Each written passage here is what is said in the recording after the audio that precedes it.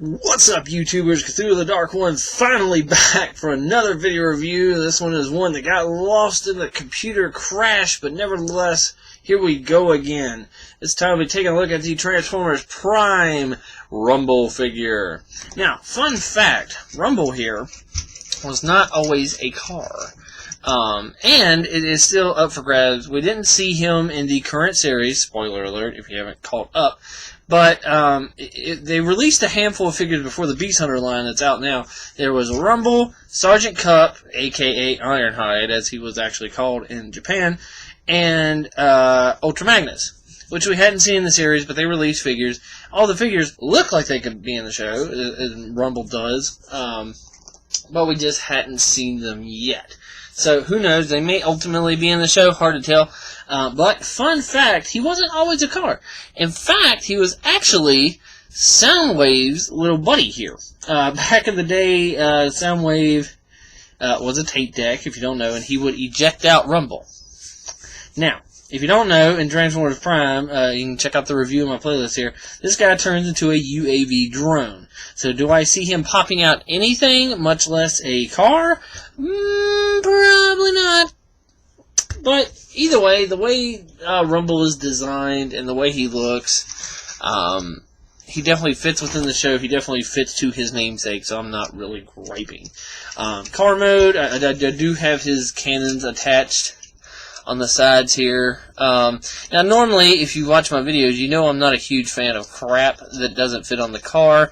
It is just attached there. Honestly, these are just pushing it. This is about my limit. For some reason, I really don't mind those on there. I think they're just big enough for him.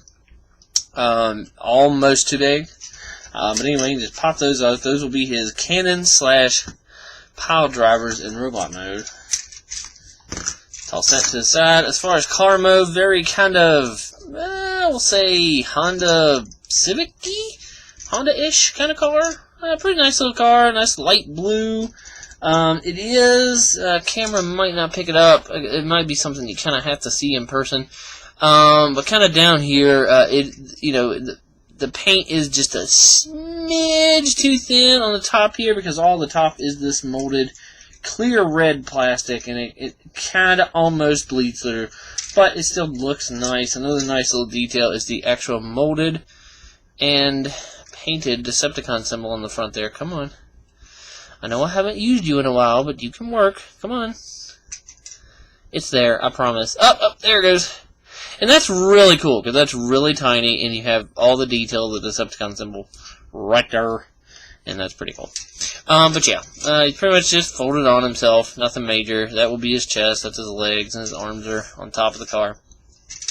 But yeah, pretty neat little car mode. So anyway, as far as transformation, what you can do is you can go ahead and pop out the sides here. Kind of loosen those up. Kind of helps free everything else up. See, then what you can do is you can actually take the whole top of the car, windshield to the back fin here, and just kind of lift it up, get it out of the way.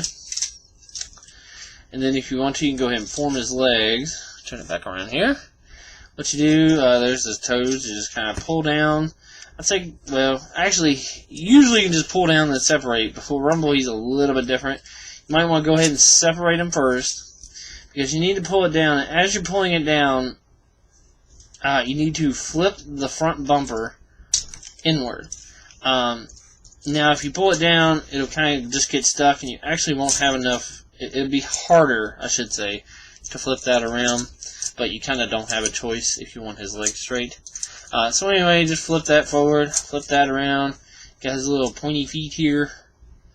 And just flip those forward, like so, and there's his legs. And no, that isn't his head, that's actually his body. I know he does have kind of a face thing going on in the body. So, anyway, if you want to, you can go ahead and sort of flip these around just to kind of give you room to finagle with the arms. You can go ahead and separate them. Top of the car folds up, and you just flip it around and down, around and down. And there you have his arms. As far as these little buggers, you just squeeze them in, That becomes his sort of back fins, and I think I missed something there. They normally don't angle up like that. Oh yeah. There's a little, I don't know if I'll be able to pick this up or not. The little hook right there at my thumb is actually a little itty bitty groove in between his chest separation it goes into to help it. I was going to say, I knew this thing went like more straight up-ish. Well, maybe. I say that and then it kind of doesn't. Okay, well that's definitely more right than facing forward, so we'll finagle with it. But anyway, just rotate his arms around at the upper bicep. There you have his arms. As far as for his head, he has kind of an auto-transform gimmick where you pull his chest forward and his head will pop up. Let me inspect this to see what I am possibly doing wrong with the back fins. Been a while since I transformed this guy. Yeah, just one. I was correct, there is a groove. I just didn't have it quite in there. So yeah, it kind of locks into place. Might have to have the chest open to get in there. Can't remember, not gonna lie. But anyway, just close it back up. You have his little head. And there is Rumble. And honestly, like I said, it kind of sneeze. Excuse me. Excuse me. Excuse me again. Of all the times to sneeze, it's when I'm recording. But anyway, I do apologize for that. But like I said, it fits. Like this says Transformers Prime to me. It doesn't. To me, it wouldn't look out of place. I don't imagine these would be that prominent, probably in the show. But overall, held that one in. Excuse me. Overall design, I think it fits with the show very well, and I don't know. It's a cool looking little character. I love his little head sculpt, kind of like a little spy, mean little booger thing going on. Got like a mask, his little red eye. Oh, I'll call this in the sneezing review. Good grief, excuse me. And it's kind of hard to pick up. You can kind of see it in the glare there a little bit. Maybe if I can use his own light pipe. Oh, of course. Never mind. So much for that idea. I thought, again, been a while since I transformed him. I thought maybe that red, clear red, was light piping. I could open him up. But it isn't. It's attached to the back here. But you can kind of see, try to catch it in the glare just right. You can kind of see it's actually segmented and has a little dot in the middle. And it is very reminiscent, if you're old enough to remember what the spokes on a cassette look like. That does resemble it. But it definitely, just first looking at it, looks like a face.